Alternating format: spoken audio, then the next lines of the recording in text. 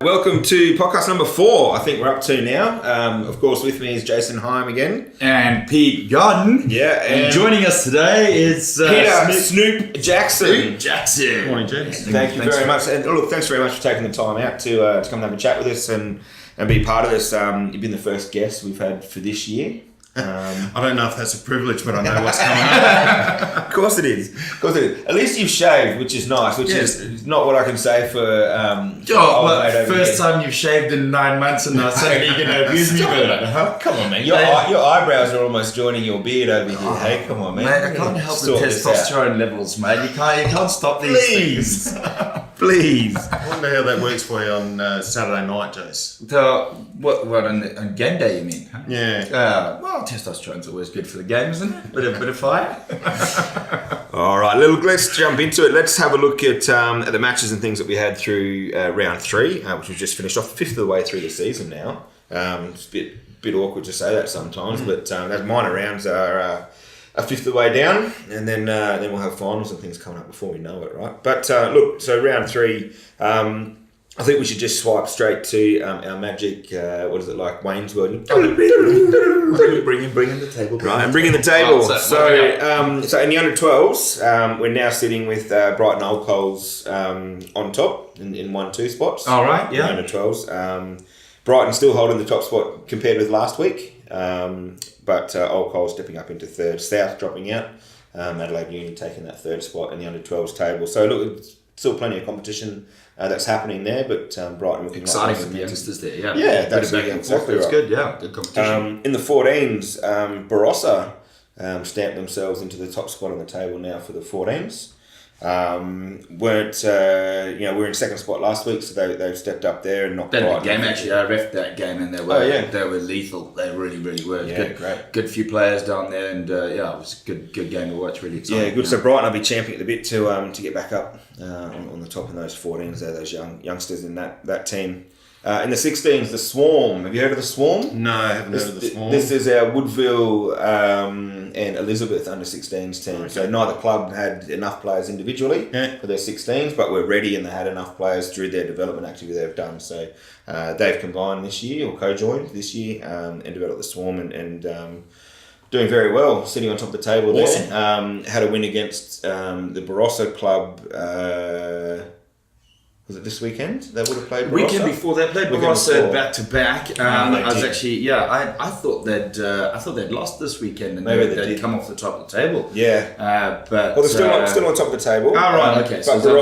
But Barossa's moved into 3rd on the table. So they weren't in the top 3 last week, right? Those points. And Uni's moved from 3rd into 2nd spot on that table, and Brighton for the first time in the junior divisions anyway, not in the top 3 at the moment. All right. So they'll be keen to get them. That's actually really good to see those clubs absolutely in 1, 2, and 3, and not the recognised Big 4. I reckon that's great. Fantastic to have that competition across the board, isn't it? I mean, I know it's only round 3, so anything's possible, but yeah, fantastic to have all those teams up the top. So great, and then no change in the 18s table. So Brighton, Barossa, Onkers sitting in those 18s. But again, it's good to see Barossa, mixing it up in there, and there'll be a lot of those 16s from the premiership winning side in 16s last year when Barossa took that out. Who've moved up into 18s now and providing some great stability and things for that Barossa team, right? Look, let's step into the seniors. We'll keep this nice and concise. So the 3rd grade, Old Coals now taking on the top spot there with Brighton and Onkers in 2 and 3. In the reserve grade, Southern Suburbs still cemented in that top spot in the reserve grade. Arguably, I mean, we spoke a bit about it last week that while we think South has got some good firepower and things there, they've played majority of Division 1 sides so far this season. So I think it's good that they've set themselves a spot on the ladder, but they'll have some of their harder games coming up for them as well. But it's good for the other clubs to have someone to chase. Old Coals now sitting in the 2nd spot there in Port Adelaide reserve grade in the 3rd. And then for the women, Burnside, the Bunnies, sitting on top of the table now. So Bunnies going to the top. They have. That's exciting. Yeah. With this weekend, they're up against Uni. That'll be interesting to watch. And when we were talking about, we talked last week about the Adelaide University Southern Suburbs women's game and when that might be. It was actually in round 3. It was actually that weekend, wasn't it? Yeah. I actually drove past on the way to my game, and there was quite a good crowd there while the women were playing. Saw the result. Yeah. That was tight. Yeah, very close. Very close. Adelaide Uni just pipping it, I think. Is that right? Yeah. Yeah, yep. Exciting game. Yeah, absolutely. And I'm sure they'll all be ready to come back for the next time. They'll be excited that next round. I think it's going to be a bit of a cracker. Absolutely. Yeah, yep. So Burnside on top there with Uni in second spot at the moment. But they're to play against each other in round 4. And then finally for the Premier grade, again unchanged from last week. So Southern Suburbs with that, particularly with the points differential, sitting pretty high there in the top spot, with then Port Adelaide and Brighton in third spot. But South, if I'm not mistaken, South will be playing Brighton this weekend in their first. Home or away? Where are they? Well, they're at Brighton. They're at Brighton. Yep. Excellent. Yep. Okay. So South will be out there. And Port Adelaide are playing Old Collegians. So this should start to even out our ladder, I think, a bit for us. There'll be some tough games and things coming up. But I know for the Port boys, they're really keen to have the opportunity again to play some of these teams that they didn't play last year and get back in amongst Well, it gives the likes of Port and Souths, they've actually won some games early in the season, so they're going to start hitting the stronger clubs with a bit more confidence. Yeah. So it might actually not pan out the way that everyone thought it might at the start of the year. Yeah. So a little bit of other bits of news, and I guess a couple of the matches I wanted to highlight was, and it was remiss of us to miss in the last podcast, and it was raised in the comments there that the Barossa women had their first win since they had a women's team in absolutely. in round 2. So they were really excited. That was out at Lizzie. And they had a great game. It was really exciting to watch too. But back and forth both ways. Like really exciting game to watch. They got stuck in. It was fantastic just to see. And great to see these developing clubs, because I've also seen some of the results. I think Onkaparinga and Brighton in round 3 played in the women's match as well. Not a huge score difference in that match either. 27-7, I think it was, something like that. Yeah, which is testament to arguably, I guess, a well established or more established women's side at Brighton there. Who had quite a successful year last year, and Onkaparinga, are really starting the women's side there, and George is doing some great work, as we've said before, and getting that team up and moving. Absolutely. Which is really great to see. We talked about the Uni South games, very close one in the women's there. The reserve grade, I thought, from round 3, I thought the Onkers Brighton game was really good to see. I've heard, I wasn't able to watch that one live, but Brighton just took the win from last year's premiers, Onkers reserve grade, in a 29-21 scoreline. So it's good to see there's some good battles and things happening there. And I spent the morning actually down at Onkaparinga. It was great atmosphere, loads of people there, which is really good. And I think Rory went and hung out for the afternoon, and both clubs came together. I think we really enjoyed the day. Both on the field and off the field, to be fair, which is starting to come good. And then of the other matches, Burnside and Old Coles. So that's one that I think we're going to spend some time having a bit of a challenge. So you had the privilege of officiating that match on the live stream. I did, which is good, and obviously we always appreciate the time and effort the referees put into their weekends, and the training and the education and things that you go through. And we know that people in the community obviously have some of their opinions and their interpretations and things on it. Everyone does. So good for us to be able to have a chat on that today, and to have you here for that. Port Adelaide got one up over Lizzie. Yeah, you did. Playing at 10, mate. What is going on there? Mate, you are scraping the bottom of the barrel. Mate, you got to put your talent where it's going to be most effective. So you put it all on the forward pack, didn't you? Absolutely, mate. Absolutely. The only way we can win any ball is to take me out of the forwards. But didn't run it once. This guy, he's like, and your excuse was, I was playing. I had to deliver it. They already made the ball. 10 is a distributor, mate. 10's a distributor, mate. Could have taken to the line sometime. Eventually, not Saturday, mate. So look, I mean, it's for Elizabeth. I think you've got the next few rounds. I think will be a hard stretch for you because you've got some of the guys away with Army and things. Correct. They're right and away. So should be a bit of fun. Yeah. Piecing a few things together. So a bit of hard work for us over the next few rounds, but. That's rugby. It's never going to be easy. It's just like, as I always say, rugby's like life. It's going to throw all kinds of curveballs. It's going to be interesting. It's never going to be boring. So we roll with the punches and away we go. So we see what's going to come and do what we can. With a bit of luck and ball bouncing the right way, we can do something. Maybe we can help out some of those boys at the top of the table by upsetting someone along the way. Yeah. You never know. So we'll see how that goes. Yeah. Cool. Yeah, great. And then Woody's travelled to Barossa in their senior men's and took the win there. Yeah. First time their reserve grade had a run this year, which is good. So Woody's getting their numbers back up and running there, fielding their 2 senior men's. And then South got that win over Uni, which has just cemented that points differential. It's about 65-5. So they've added another 60 odd points into that. For and against for them for their first grade. That's a big no, yeah. So there's but if you're higher on the competition points, the points differential don't mean much at all, right? It's only when you keep winning games and it doesn't matter what your differential is. That's right. Exactly. Exactly. So look, I think it'd probably be a good opportunity to step back into that live streamed match, and I've seen the highlights. I haven't had the chance to watch the whole game.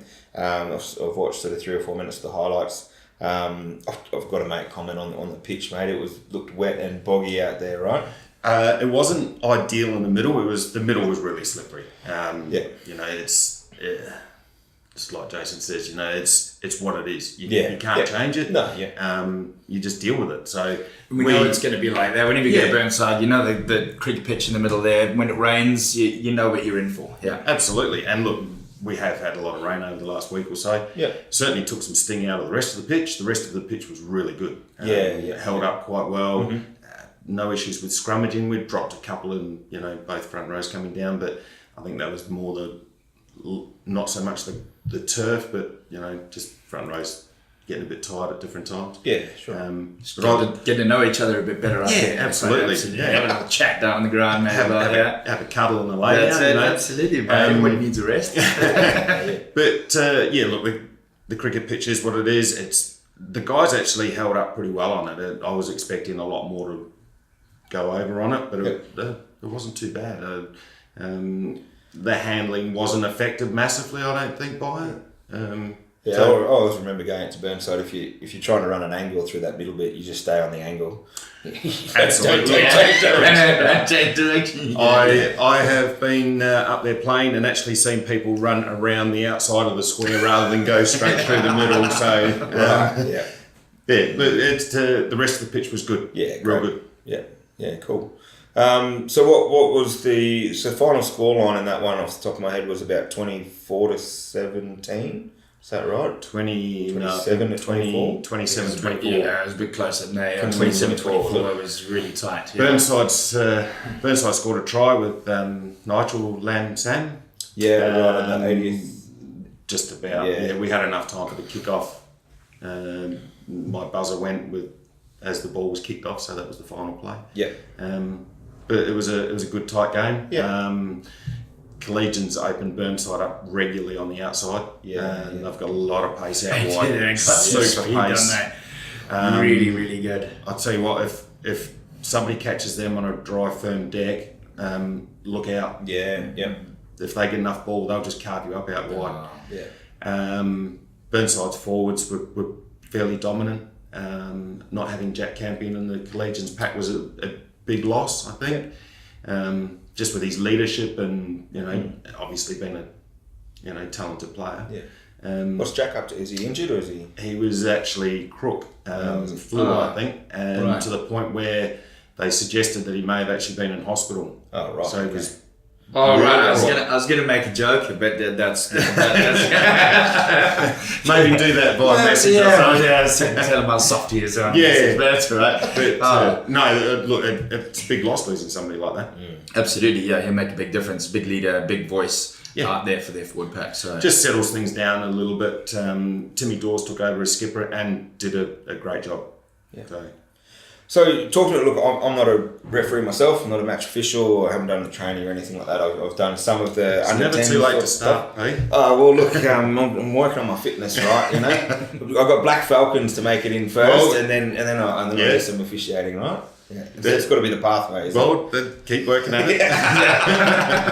So tell me some of the comments and chats that's coming out. I'll let you guys lead the discussion things. But what's been some of the interpretation concerns that have been coming up there? I spoke to obviously both coaches after the game. There was a couple of questions raised in particular from Old Collegian's side regarding the possibility of a penalty try with Fraser Green's tackle on the. So talk us through that. We'll ask the boys, won't we? Can we throw the throw the video on over there? Cut the video in. All right, so we'll cut the video in so everybody can see what we're talking about there. So fullback comes across, tackle into touch. Sort of 6-7 meters out. High tackle into touch. So what goes through your mind? First thing that goes through my mind is he in the motion of scoring a try? All right. No, he's not. He's 6-7 metres out from the try line. Was the tackle malicious? Was it dangerous? Was it deliberate? I tick off all of those different sort of boxes as you go through. I tend to, as a referee, try and go with my first instinct straight away and not try and rethink it too much. Well, you have to, don't you? I mean, in that situation, you don't have the beauty of professional refereeing where you can go upstairs and ask for a referral, where you can go across and look at a big screen replaying what's happened. Four different frames. And slowly look at seeing what's happening. And that's really the tough bit, isn't it? In that situation where, I mean, as much as the law is... And the law around, we spoke about this earlier, the law around the penalty try, about the fact that it is probable. So a probable try would have been scored. So it's not about definite, it's not about this. It leaves a lot of grey areas, a lot of interpretation for the referee and understanding. It leaves a lot of responsibility in the referee's hands about making that decision, which can be difficult when you've got 0.1 of a second to make that shot. So, do you have? Obviously, you've got assistant referees. I had two assistants with me on Saturday. With the new comms kits, they're both mic'd up with push to talk, so they can both talk to me. Clear. I can talk to both of them. We did confer. I went and spoke to the touch judge on that side and asked what he felt. Between us, we came up with the fact that we didn't think it was a penalty try. We thought that it was a yellow card because it was a high tackle. It was lazy. And the call came from the other touch judge that he agreed. So between the three of us, that was what we came up with in that second that we get to have a look at it. And as a player, and obviously, I mean, in that situation, as a coach, you're always going to come after the game and ask the question and try and piece together, so that you can talk to your team and prepare for the next week and whatever have you.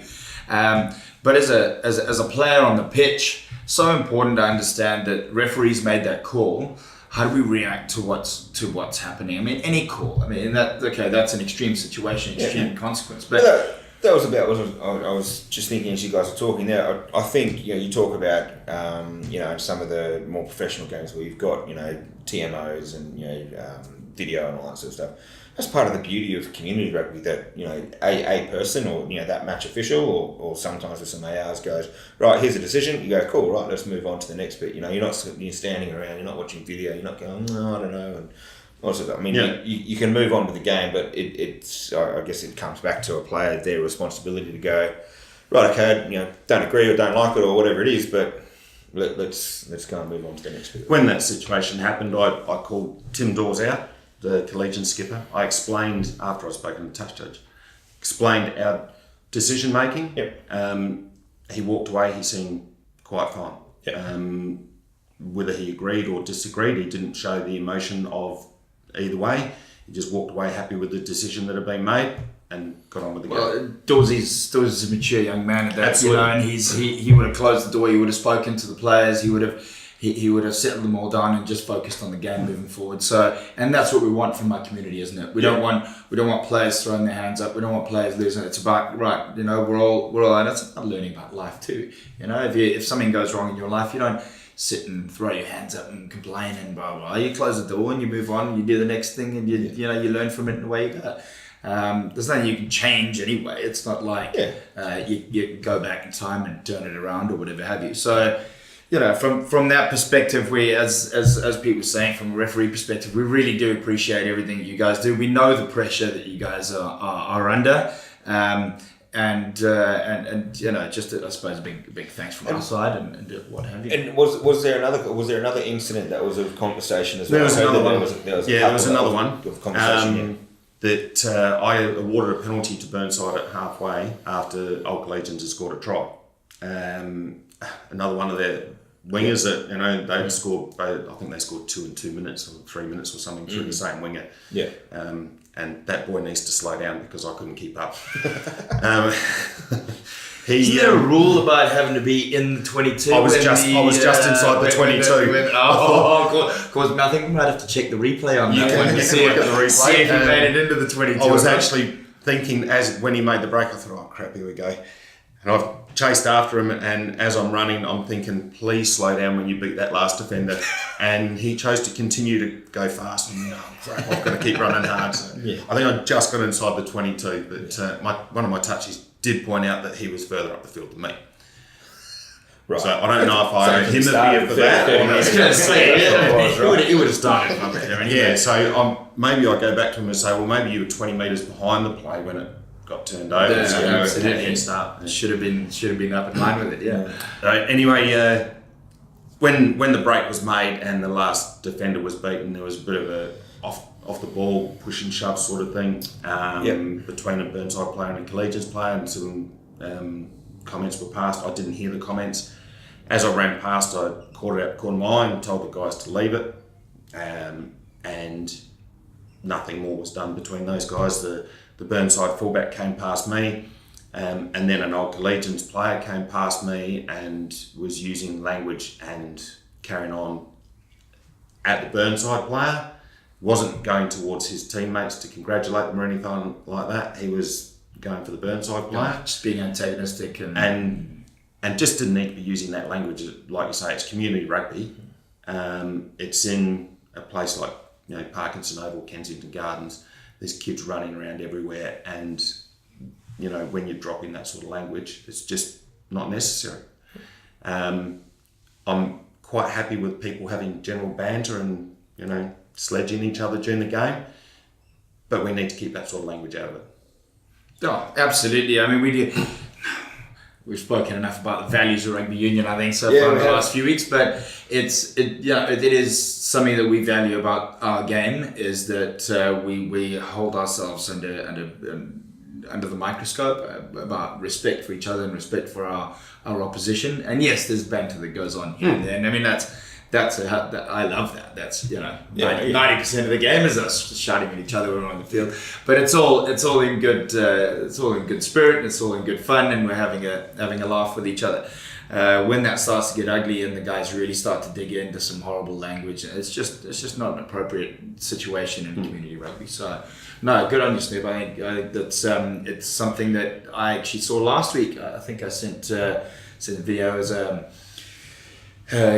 game in South Africa where a referee did the same thing, stopped the game, pulled the guys out, said, hey, listen, is this the way you want to portray yourselves, your team and your sport to everybody? And no, it's not. Well, then what are you doing it for? Let's get on, let's play some rugby, and that's what we're here for. Yeah. No. Awesome. Smith, what I'm going to do is... I've got one last comment. Hang on, one last comment. Part of the crux is this as well, and look, I certainly don't pretend that refereeing or officiating is easy. Neither, I don't think, is coaching a team and trying to get them to deliver the expectations and all those sorts of things, right?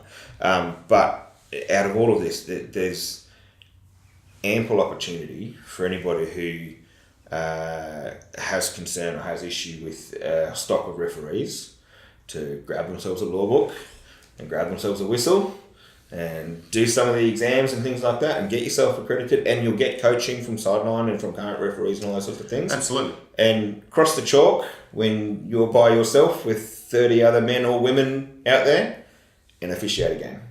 And we could not agree more. We'd fully support that, and if there's anybody out there that's wanting to have a go at that and you want to stick your money where your mouth is, or your whistle where your mouth is, then please, absolutely. You get a that's a great looking kit. It is a new kit is the new looking kit is fantastic. You get your kit, you get your whistle, you get your training. It's all. It costs you nothing, and then when you start refereeing, you get a few dollars for it too.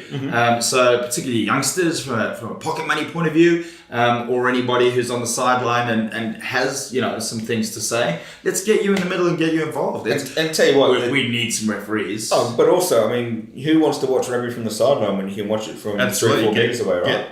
Get best seat in the house. Yeah. Unfortunately, you tend to be on the other side to where the coaches are all the time, and they're screaming, well, why didn't you see that? Well, because I'm looking at the other side. There's 8 people between me and what you can see. So, you just get yourself a rugby ball and stand next to somebody and go, okay, well, what can you see on your side? Yeah. And what can I see on my side? And now put 15 blokes in around it. All right? And, that's not good. It's difficult, but hey, I guess I get a lot of people who have asked me, why do you take up refereeing? Well, 2 reasons. Number one, I want to stay involved in rugby. I don't have the time to coach full time. And number 2, I get out and I'm still part of it. I'm still catching up with friends that I played with in the 80s, 90s, all the way through 2000s, the whole lot. It's my get away from my kids' time and, catch up with mates' time. And it's fantastic seeing some of those junior referees that are coming through. We've got 5 or 6 that are, pulling on the shirt this year and being supported on that journey, right? And there's a couple of young lads that are coming through that are outstanding at the moment. Young Tom and Adam.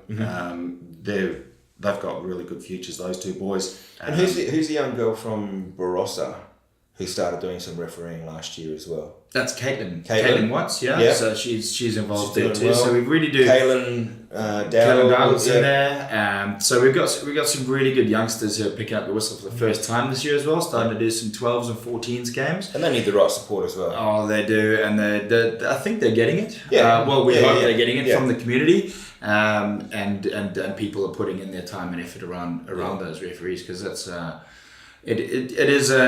it can be tough and lonely out there in the middle. Yeah. But if you've got the support of the players and the coaches and the supporters around you, it's a great. I can guarantee you that none of us referees are coming out there on a Saturday afternoon to upset your game of rugby. Yeah, and equally we can't have a game of rugby without a referee there to do it.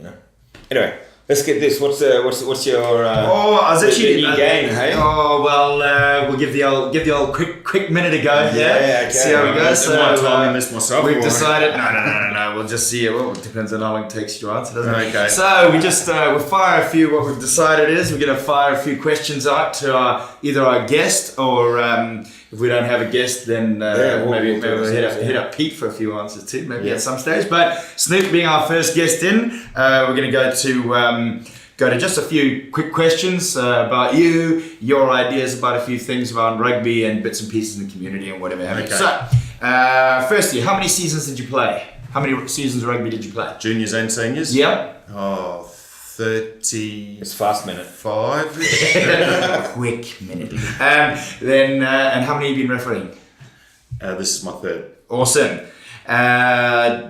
Your referee inspiration? Gary Pope. Gary Pope. All right. Your favourite club to referee at? At?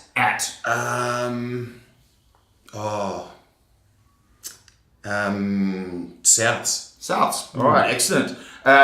Least favourite club to referee at? Brighton. There we go. Being a Brighton boy, I'm sure that'd be difficult. How do you drink your tea? Or coffee? With my mouth. Fair enough. 1, 2. 1, 2, nothing wrong. What is the worst? Let's go worst. Worst club for parking? Tregenza, Old Collegians. Old Collegians. Alrighty. Who's going to win the under-18 premiership in 2019? Oh, I haven't seen many of the teams, but I did referee Brighton in round 1. They look very, very good. All right, excellent. Super Rugby Australian Conference winners. Brumbies.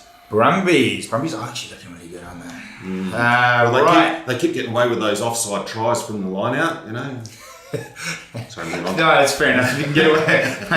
It's not getting away with it. It's effectively doing it. It's fine. It's nothing wrong. You're only breaking the law if you get caught. Remember? Yeah. I didn't say that. Anyway, players you think would make referees? Go with 3. 3 players you think would make great referees. Tim Matten, Rob Smedley. Mm-hmm. I think he's still a player. Troy Dowdy. All right, excellent. So maybe we'll have to get on them. Make sure they get a whistle there. Referee round later this year. And then somebody tag them. Hardest part of refereeing. I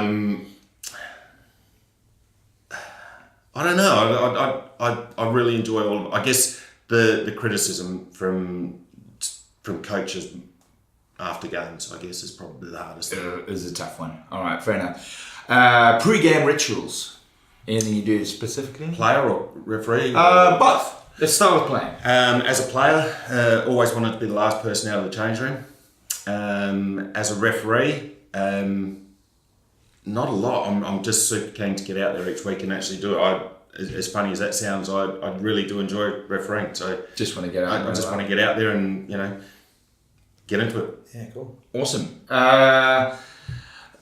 Local, I think we've touched on this already, but up and coming refs to keep an eye on?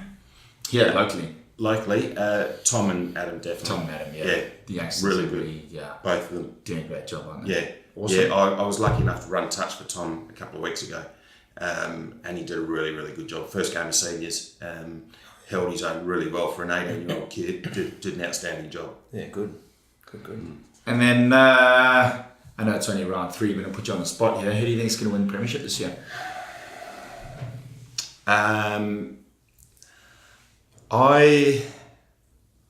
After watching the referendum game on Saturday, I think when it dries out a little bit more, I think that Old Collegians are going to be exceptionally hard to beat. All right. So if it doesn't rain in final season, if we don't have a year like 2010 when Bailey was underwater, absolutely. No, look, I think that they look really, really good. I also thought that Burnside looked pretty good, considering that they've lost so many players and they were still as competitive. I think it's going to be pretty tight heading out that way. Anyway. I'd also like to make a mention that I refereed Souths a couple of weeks ago, and they also have some serious talent in that backline. Absolutely, yeah, very exciting. I think they may cause a few upsets this year. Yeah. That's going to be good. And superb discipline from them too. Yeah, good. World Cup. Who's going to upset the World Cup? Let's put it that way. Who's going to cause the upset? The upset. Scotland, I think. Scotland? Yeah. All right. Are Japan playing South Africa at all? No. It's probably not an upset. That's expected. That's just how it goes, isn't it? I think Scotland have always been one of those teams at World Cup time that they've gone in, looking okay, and then they've drawn the All Blacks. Some way, shape or form. They drew in '87 to when they should have beaten Romania or someone like that, and ended up having to play the All Blacks, and they were probably the second best team in the competition. But I think the All Blacks are going to be hard to beat. Fair enough. Yeah, they always are, aren't they? So that's fair enough. I'll move away from refereeing just for a second there, Snoop. Yep. And so you've been appointed the Black Falcons head coach. Just want to have a chat about that program coming forward. So now we've got 7 teams confirmed for the NRC Division 2 in September. How do you feel? You've refereed the first 3 rounds. You've seen the players that we've got out there. We've got some tougher teams coming down this year. We do. With New South Wales country, Queensland country, WA coming across with the side, Vic country dipping a little more heavily into their premier players as well.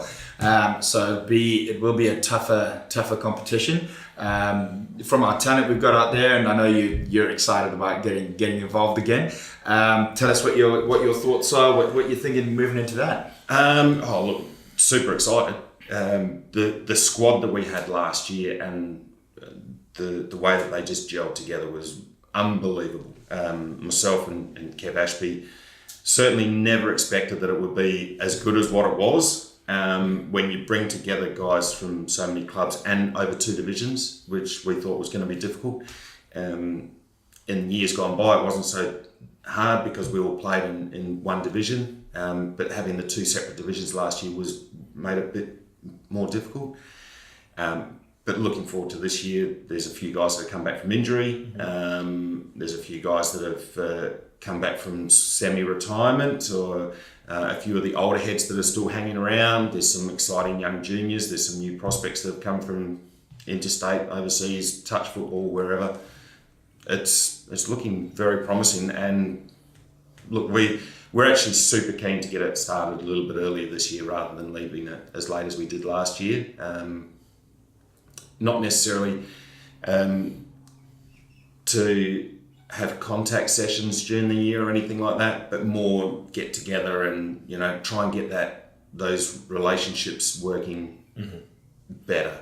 That was, I think, the big key last year. When you get a rep side from club rugby, you don't get the opportunity to go through 30 camp for 2 yeah, weeks. Exactly. You can't do 35 attacking manoeuvres. You can't work on so many overcomplicate things. You've got to play simple, basic rugby and work on the relationships that the guys have, and their pure talent.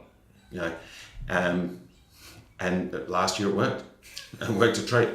We unfortunately we upset a few guys. With some selection choices at different times, and that's good because it means that the guys are passionate and they don't want to come off the field. I'm still We're right.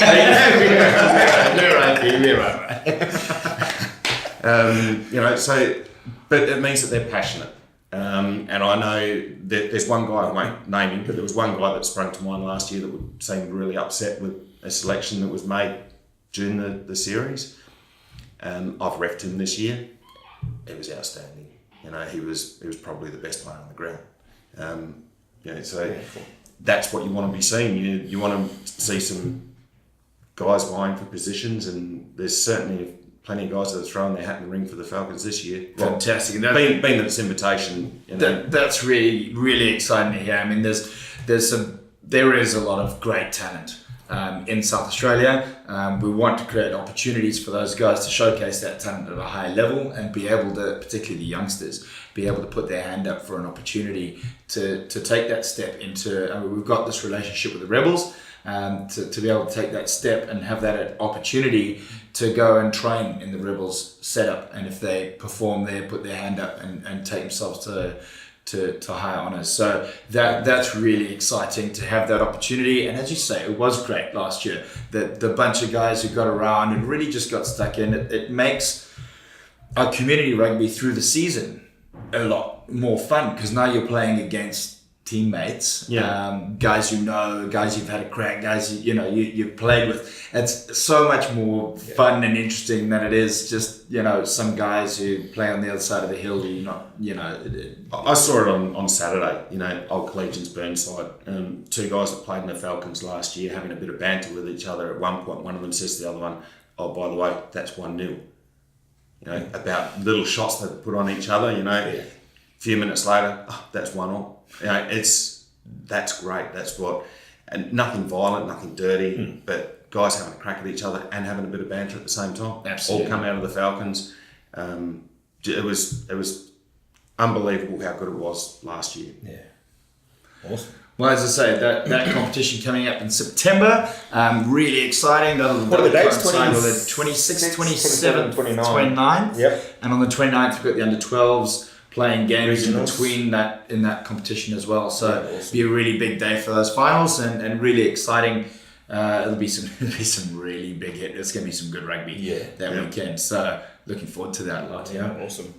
Right, well, let's step back into minor rounds. We've got round 4 coming up. This is where we start mixing up, I guess, the season a little bit, and some of those what were Division 1 sides start playing some of the former Prem sides, right? So we've got Elizabeth and Woodville at home for Lizzie. The Lizzie at home, that's the live stream game this weekend. Yeah, that's right. So and that'll be good. And you'll have the women's there at home as well for both Lizzie and Woodville too. Excellent. That'll be good. That'll be really exciting. Port's heading over to Tregenza, to Old Coles. So studying the pace out wide. I've been working on my pace, my speed. Hoping it's raining on Saturday, mate. You're going to stay inside the 15s, eh? Yeah, I think so. Well, maybe we'll just play the whole game in the 15s, right? Just reduce the width. Under 10s, right? Bring everything in. Sure. That'll be a good test for Port. And I think particularly our backs and things as well are really keen on that. I mean, we've had a pretty good trot to start out the season, and the players there are feeling pretty good. So keen to put ourselves up against some of these sides as well, and see what sticks. I wish I was refereeing that game. Brighton and Souths. So this will be one of these clashes that, and that'll be at Brighton. So it's a big step up now for Souths going into that. With last year's premiers, now an opportunity for them to really see what they've got this season. But South's had 3 weeks so far now to I guess cement some of their newer players and get that back line right and things like that. I think they might have. They're actually firepower to look out got for. a couple of guys coming back too, which has also been good for them. They've had a couple of their first grade players not playing. Yeah, right. So I reckon that they wouldn't be far away from coming back too for this week. Yep, and they'll have the women there as well. Brighton and South women. Right, excellent. That'll be another good one too. Yeah, it'll be a really good game, that women's match. Uni and Burnside. Down at University. At Uni? Yeah. So again, I mean the wet at University can get boggy down there, but it's looking pretty fine, I guess. Oh, is it? I was going to say, because anything's possible when it gets wet down. I hope it's fine because that's my game on Saturday. So. Okay. Oh, right. And the women playing there as well. That Uni Burnside women's match, I think is going to be a cracker. Top of the table there, so that'll be the Bunnies against the. Do the Adelaide Uni have the Blacks? The Blacks. The Blacks. Yeah. Right. So, Blacks against the Bunnies. And then Onka's taking on Barossa. So making the trip there. So Onka's Barossa will do the big exchange, and the women's teams will be playing in those matches as well. And that's down at Onka's or up at Barossa? I thought it was up at Barossa, but I've written it the other way around. I reckon it's at Onka's. I reckon Onka's have got their. They do, yes, of course. Yes, correct, yeah. Which I think Barossa also did in round 3. Did they not have a charity day? Yes, they also had. Yes, absolutely. So that's that's great. Good. And in fact, Onkas have. I got sent a quick photo yesterday of the jerseys at their first grade and their under 18s. Actually, will be wearing the old sort of. I did see that actually. The Harlequin style. This morning. So this morning on Instagram. So if you're down there, then make sure you get around that and provide any charitable support you can, but also keep a lookout for each other and make sure that they're doing well and giving them the support and things that they might need as well. The only last thing I've got is that you don't ruin your Saturday by forgetting to vote. Got to vote on Saturday. Go get your voting done early. Then get into your rugby. Federal elections, mate. All right, but you guys, you have to vote, don't you? You get fined if you don't vote in this country or something? Yeah. So, I mean, it'd be silly not to. Do you have to vote? No, I'm not Australian, so I don't have to vote, no. No, so not a citizen, I'm just a lonely South African in a foreign land. So, don't forget, get your vote done early, grab yourself a sausage and bread or wherever you are, and then get down to the rugby. Awesome. Absolutely. Other than that, it's if you can let me know next week in advance if we're shaving or getting haircuts before we come on, I'd really appreciate it, mate. Like, if you could just sort out your own grooming habits. Don't need me to just send me your barber. Actually, you know what? If you get a barber out there who wants to be our barber sponsor, and I mean. These guys are groomed to the max. So if we could get me to look half decent as close to these guys as possible. I need as much help as I can get, man. This is not a face for camera work. Right? Oh man, we put you in the middle for a reason. Yeah, I know, beautiful, man. So thank you very much for your Welcome, time. mate. Appreciate it, mate. Thank you for coming through as well. Hope you enjoyed the podcast. We'll see you again next time.